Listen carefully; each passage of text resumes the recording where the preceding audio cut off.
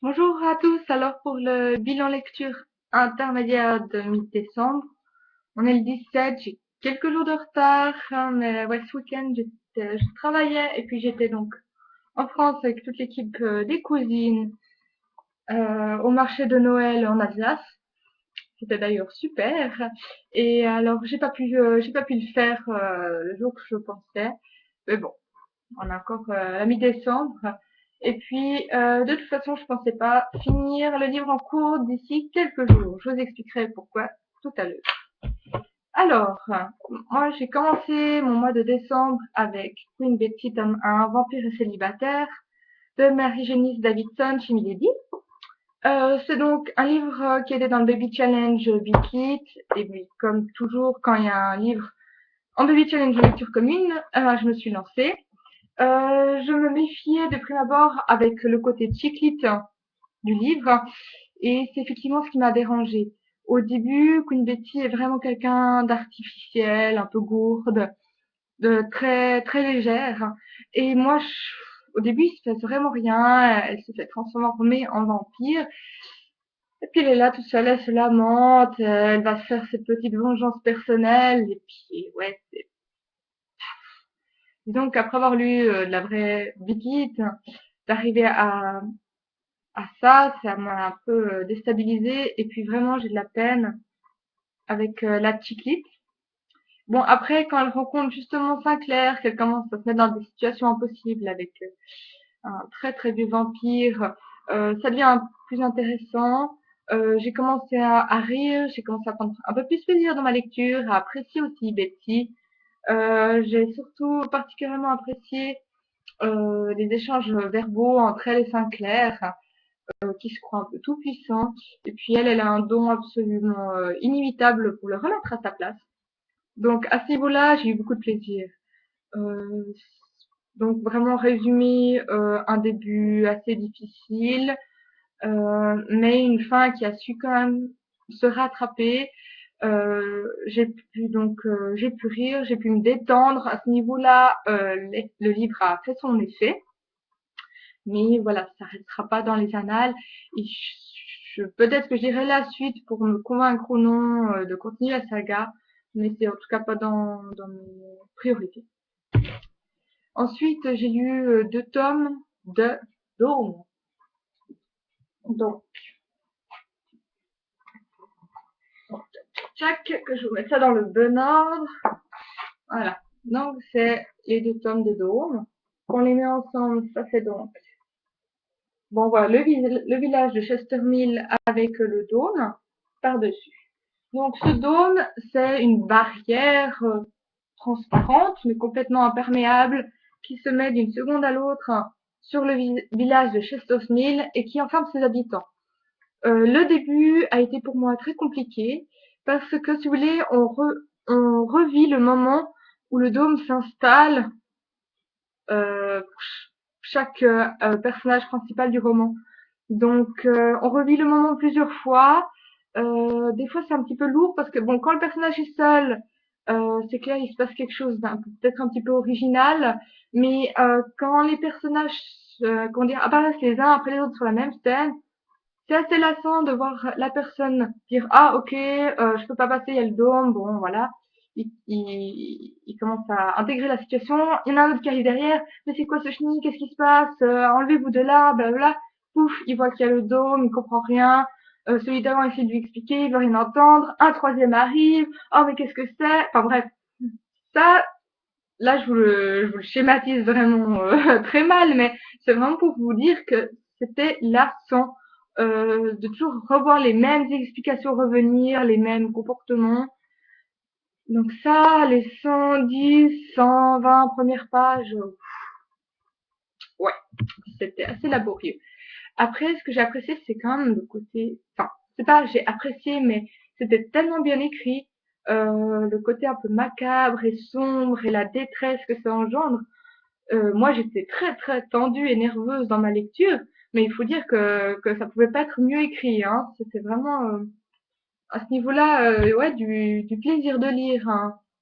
Et ce huis clos qui s'installe, il devient de plus en plus oppressant. C'est peut-être ce que je reproche encore à ce premier tome, c'est que on voit pas de solution s'installer. Par contre, ça a son revers la médaille. Oui, on voit pas de solution, on voit pas comment ils peuvent s'en sortir, donc c'est un petit peu lourd. Mais à contrario, Stephen King maîtrise exactement comment, à chaque heure qui passe, la situation se dégrade. On ne le voit pas comme ça, mais c'est imperceptible. Plus le temps passe, plus la situation se dégrade. Il y a vraiment donc des politiciens qui vont mettre la main mise sur la ville, n'hésitant pas à aller jusqu'au meurtre et à l'imputer à d'autres personnes, à recruter des jeunes délinquants pour les mettre dans la police, donc à licencier les vrais policiers à la place, à faire porter des armes à feu à ces jeunes. Bref, une dictature s'installe, et puis oui, tout dégénère peu à peu. C'est pas la panique générale, c'est vraiment ouais, la mainmise sur la ville d'un homme complètement tyrannique et fou. Et puis aussi, comment dire, ce qui est angoissant, c'est que en plus de cet homme donc qui dirige la ville, il y a le climat qui se dégrade. Parce que qu'est-ce qui se passe quand on n'a plus d'air frais au bout d'un moment dans un endroit complètement clos? Euh, y a tout ça qui fait que ça devient de plus en plus oppressant. Moi, je dois quand même dire que je me voyais pas avancer, mais je me suis pas du tout ennuyée non plus. Hein. C'est juste que c'était très très oppressant. Et puis après, le tome 2, donc là, ça devient vraiment mieux. Une résistance se met en place, on commence à voir un début de vérité, on commence à se dire que oui, peut-être qu'ils vont pouvoir s'en sortir, mais je m'attendais pas à ces 200 dernières pages complètement waouh, ça y allait. Et heureusement que j'avais pas mal de congés pour pouvoir le lire, parce qu'au bout d'un moment, impossible de s'arrêter, c'était vraiment tellement prenant. Et encore une chose à dire sur ce dôme, donc vraiment qui est devenu un coup de cœur pour moi. Merci à Aurélien de m'avoir offert le tome 1 d'ailleurs pour le swap de la terreur de juin-juillet. Je sais plus exactement la date. C'est les personnages. Ah, moi j'ai adoré Barbie, vous verrez qui c'est si vous le lisez. J'ai adoré Julia, enfin tous, même que ce soit les enfants, des personnes plus âgées. Chacun a réussi à jouer un rôle et puis je me suis attachée à eux. Chacun à leur manière était vraiment attachant et puis courageux ou fragile.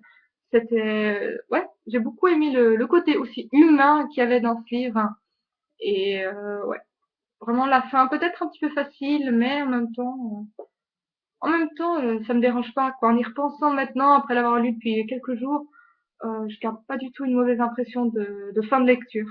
Donc moi, je vous le conseille vraiment, mais il faut avoir du temps pour le lire. Et après, mon quatrième livre que j'ai lu, c'était donc pour les coups de cœur d'auteurs peu médiatisés, donc je l'ai plus le livre vu que j'ai déjà envoyé à la suivante. C'était Pas ce soir de Charline Carré aux éditions Baudelaire, d'une jeune fille, si vous voulez, très très mal dans sa peau, qui va à une soirée alors qu'elle ne voulait pas du tout y aller. Tout va un peu aussi dégénérer à cette soirée, elle va se retrouver coincée dans sa propre fuite des gens.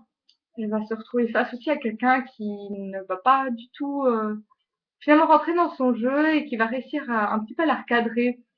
C'est un livre qui n'est pas du tout, c'est pas du tout mon genre de lecture, mais c'est un livre aussi qui est beau, plein d'émotions, plein de sentiments très justes, euh, écrit avec beaucoup de justesse. Donc même si c'est pas un livre qui restera dans les annales non plus pour moi, c'était quand même un très bon moment de lecture au niveau émotionnel. Donc, je me suis quand même attachée à cette fille et j'ai beaucoup apprécié la fin. Je trouvais que c'était assez... Ouais, enfin, je sais pas, je me suis fait prendre par l'histoire et la fin qui apporte quand même un certain dénouement et certaines réponses à des questions m'a beaucoup plu. Ça c'est voilà, c'est un petit peu tout. Vu que j'ai lu les deux dômes, ça faisait 1100, 1200 pages pour les deux. Donc pour du très grand format. Les deux ensemble, ça fait quand même ça. Je sais pas si on arrive bien à se rendre compte derrière la vidéo à quel point ils sont beaux. Mais voilà. Donc ça m'a pris du temps. Et en ce moment même, donc je lis Jean Daillon. Normalement, c'est du polar historique, mais si vous voulez, Jean Daillon, c'est pas du polar historique comme Jean-François Parot, qui est vraiment le représentant du genre. C'est plutôt niveau aventure, hein. C'est un peu plus KPDP, si on veut. Il y a plus d'action. C'est un peu plus, ouais, c'est un peu plus d'action. Par contre, alors là, ce qui était peut-être des légers défauts de Jean Daillon dans d'autres romans que j'adore, hein, qui étaient des coups de cœur pour moi, euh, là, ils sont devenus vraiment trop présents. Qu'est-ce que c'est? C'est les noms, c'est les références historiques. Un polar historique, oui, c'est une enquête donc dans un passé, et avec cette enquête, on a une imprégnation de ce passé, que ce soit même au niveau alimentaire, des mœurs, des pensées, du langage, des coutumes, de l'architecture. C'est vraiment, mine de rien, j'ai envie de dire, dans le livre, on voit tout ça. Là, avec Jean Daillon, c'est un cours d'histoire. Il n'y a pas d'imprégnation, c'est pas, on a une description vestimentaire, mais de une page entière. On a des explications de la politique de la ville de Marseille avec les charges, etc. Les cas où quelqu'un meurt, c'est son fils ou non son neveu qui prend, parce qu'il a tant de pourcentage sur la ville, donc il peut lui passer devant, blablabla. Moi, je sais plus qui fait quoi, je dois relire plein de fois les passages pour me rappeler les choses. Et là, je suis à la page 140, il est toujours en train d'expliquer qui est qui fait quoi. On voit toujours pas dans quoi l'histoire va repartir. Il fait 400 pages le livre et ouais, là je m'attendais vraiment pas à ça parce que Jean Daillon c'est vraiment un auteur que j'aime beaucoup, mais là ça commence. Alors ben je vous redirai à la fin du mois si ça s'est amélioré. J'espère, il y a encore temps, hein. Je vais peut-être vraiment avoir beaucoup de plaisir, mais il faudra vraiment que ça s'allège, que je puisse prendre plaisir. Après, un polar historique. Donc Jean Daillon, c'était pour le spécial PAL du Chapelier Fou d'Arkéaléa.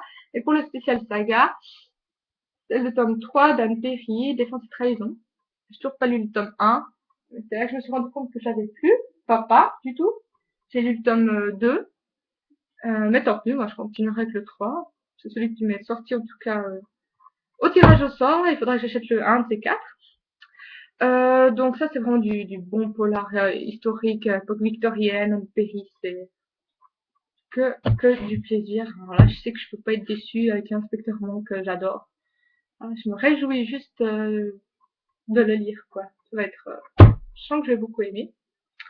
Et puis, oui, pour le 19 janvier, donc Avalon a organisé une rencontre avec l'auteur Maloja à Strasbourg. Donc moi, je vais y aller avec ben, justement les cousines du marché de Noël. On va, et puis d'autres personnes, hein, il me semble. Ben, on va pouvoir rencontrer l'auteur et parler du livre. Donc pour ça, il faut que je lise le livre. Je l'ai dans l'ordi, donc je n'ose pas vous le montrer. Mais le titre, c'est Zil, Louis et ma mémoire. Voilà, je vais pas trop vous en dire plus. Juste que je vais le lire, je pense, après, peut-être juste avant Anne Perry. Avant ça, il faut que je finisse le Jean Daillon. Donc voilà, quoi, je vous redonnerai des nouvelles. Et puis, bah, c'est un petit peu tout là. Nouveau causé pendant 13 minutes, pardon. Alors, bah, j'espère que vous arriverez à faire enfin, que vous avez déjà fait de bonnes lectures au début du mois et que vous serez pas trop pris par la frénésie et un peu le stress des fêtes de fin d'année. Vous pouvez faire encore de belles découvertes. En attendant, ben, j'espère que vous passerez un bon Noël et une belle année. Puis je me réjouis de vous retrouver à la fin de ce mois. Bye bye!